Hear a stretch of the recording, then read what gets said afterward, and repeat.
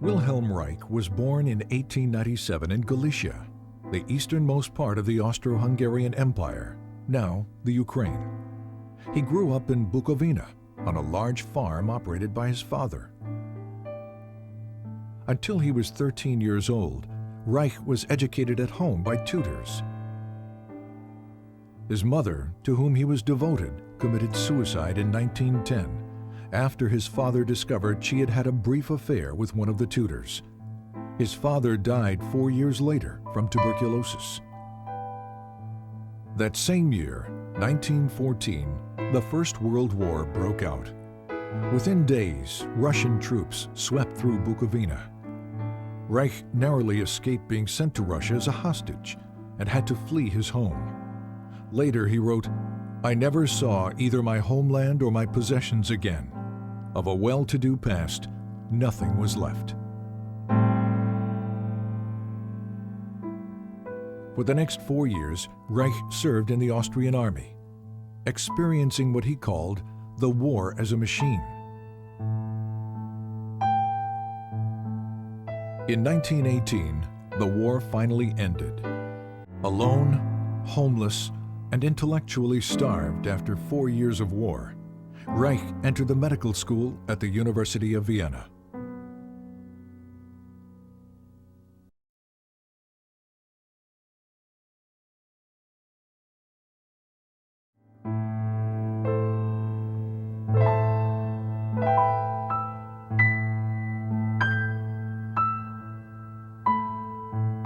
Reich's recognition of the significance of sexuality drew him to the work of Dr. Sigmund Freud, the father of psychoanalysis. Soon he was considered one of Freud's most promising students. Freud had hypothesized the existence of a biological sexual energy in the body. He called it libido. By 1925, Freud had concluded that the libido theory may be pursued only by the path of speculation. Reich's clinical observations, however, demonstrated that sexual energy was more than just an idea, and that sexual satisfaction, in fact, alleviated neurotic symptoms. Reich's orgasm theory set him apart from his colleagues because it indicated that the libido was a real physical energy that possibly might be measured quantitatively. His clinical work also led to new therapeutic techniques designed to discover and eliminate any impediments to the flow and discharge of this energy. Freud maintained that culture takes precedence, that sexual instincts must be adapted to the existing social structure. These conflicting positions led to an eventual break between Reich and Freud.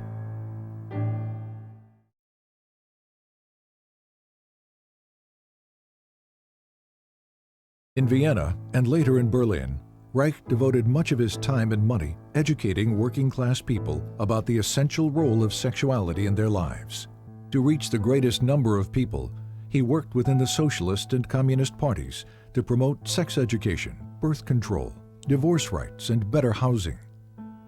Reich recalled that in Berlin, there were about 50,000 people in my organization in the first year. Reich was also very outspoken about Germany's turbulent political climate. Unlike most members of the Berlin Psychoanalytic Association, Reich openly opposed the rise of the Nazi Party.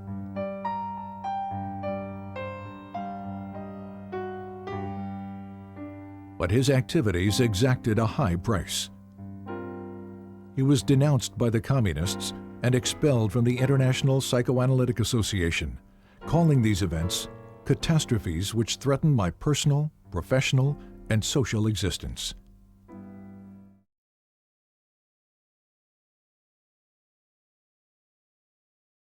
University of Oslo, 1935. While continuing to teach and develop his innovative therapeutic techniques, Reich began a series of laboratory experiments to verify the existence of a physical, biological energy expressed in the emotions. Using human subjects, Reich was able to demonstrate a charge at the skin surface directly related to feelings of pleasure or anxiety. The charge would increase when a subject experienced pleasure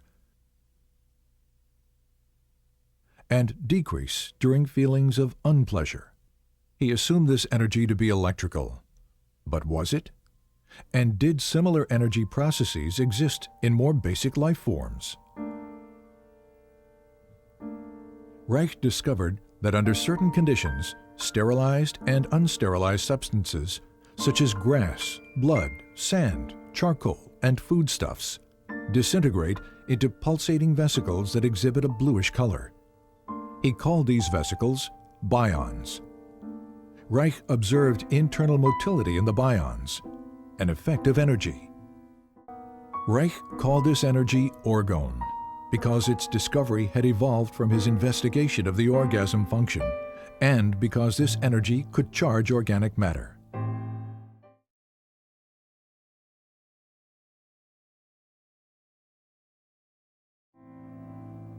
In August 1939, Reich sailed for America on the last ship to leave Norway before World War II broke out.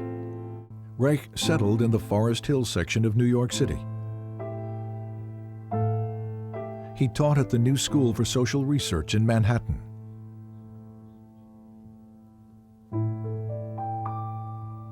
Published his books in English. Trained American physicians in his therapeutic techniques, and pursued his investigations of orgone energy.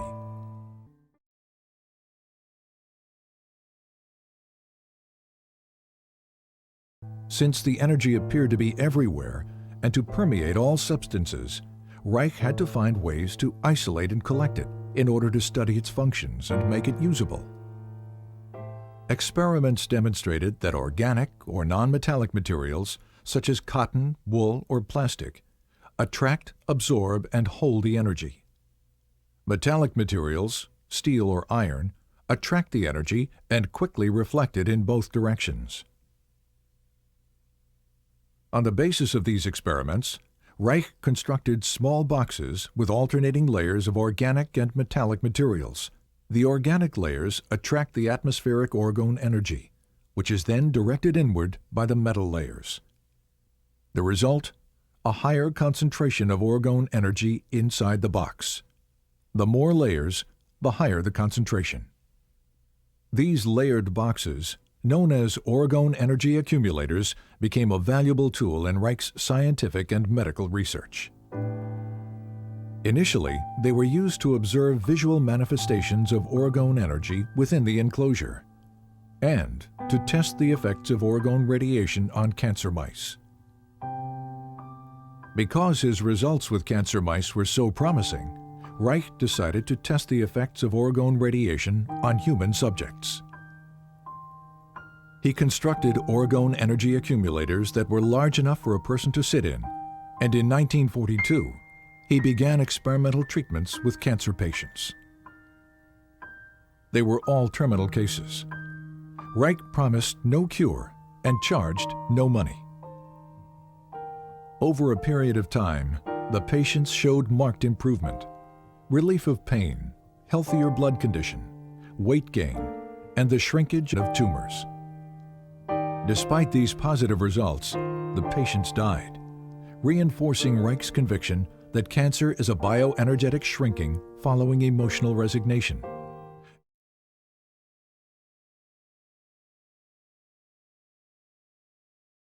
In 1940, on a camping trip to New England, Reich discovered the Rangeley Lakes region in Maine. With its low humidity and clean air, it provided an ideal environment for his work. In 1942, Reich purchased an old farm bordering on a small lake. He called it Organon, and envisioned it as a permanent home for the various branches of his work.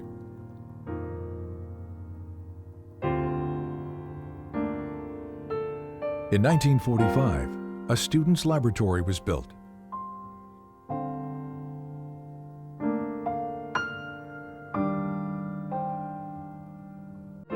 Three years later, construction began on an orgone energy observatory, which included additional laboratory facilities, Reich's study and library,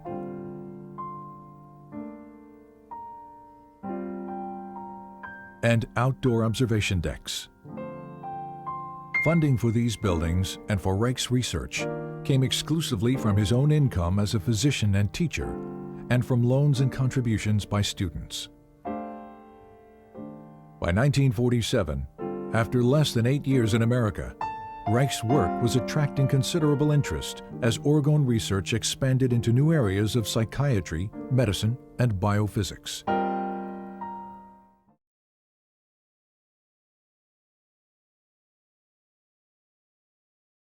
He continued to develop new ways to visualize, measure, and harness orgone energy from the atmosphere.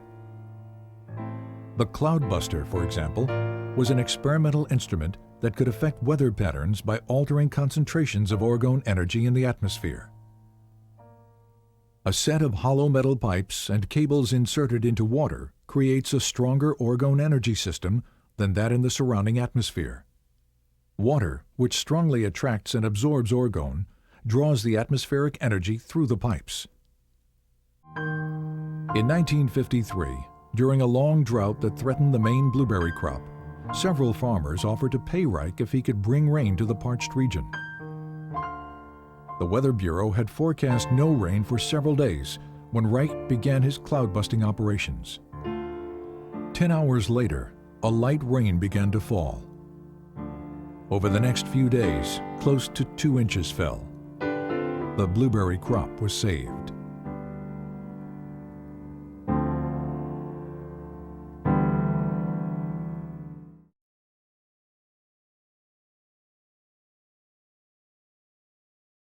In 1947, this article written by freelance journalist Mildred Brady appeared in New Republic magazine. It was filled with distortions and innuendos about Reich's sexual theories and orgone research. Implying that Reich was a danger to the public, Brady challenged the medical authorities to take action against him. 2 months later, the article was brought to the attention of the Federal Food and Drug Administration. The result was a 10-year campaign by the FDA designed to destroy Reich's work. The FDA focused on the orgone energy accumulator, which Reich and other physicians were using experimentally with patients.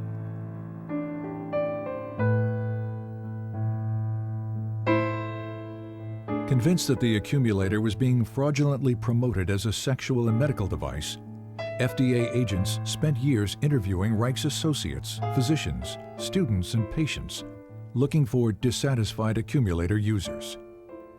None were ever found. In February 1954, the FDA filed a complaint for injunction against Reich in the federal court in Portland, Maine. The complaint declared that orgone energy does not exist. It asked the court to prohibit the shipment of accumulators in interstate commerce and to ban Reich's published literature, which they claim was labeling for the accumulators. Reich responded to the complaint with a lengthy letter to Judge John Clifford, explaining that he could not appear in court since doing so would allow a court of law to judge basic scientific research.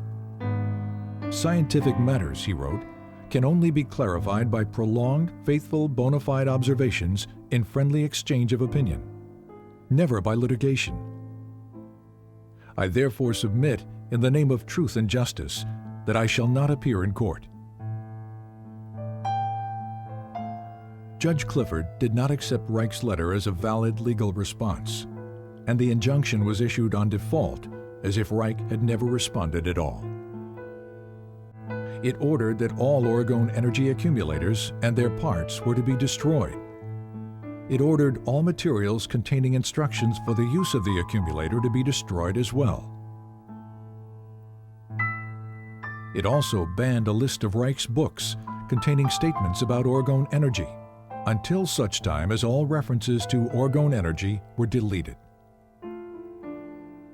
One of Reich's students, Dr. Michael Silvert, moved a truckload of accumulators and books from Rangeley, Maine to New York City, a direct violation of the injunction.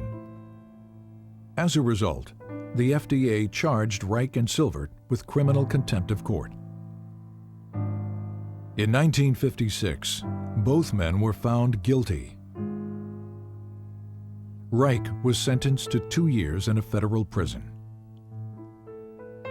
While Reich appealed his sentence, the government carried out the destruction of accumulators and literature.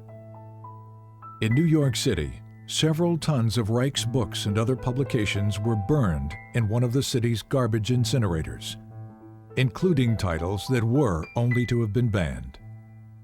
All appeals denied, on March 11, 1957, 2 weeks shy of his 60th birthday, Wilhelm Reich was imprisoned at the federal penitentiary in Lewisburg, Pennsylvania.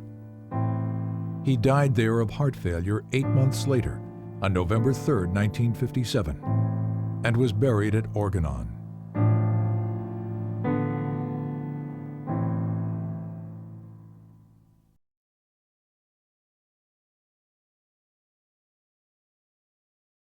The tragedy of Reich's death should not be allowed to overshadow the richness of his life, for while he lived, he was truly alive.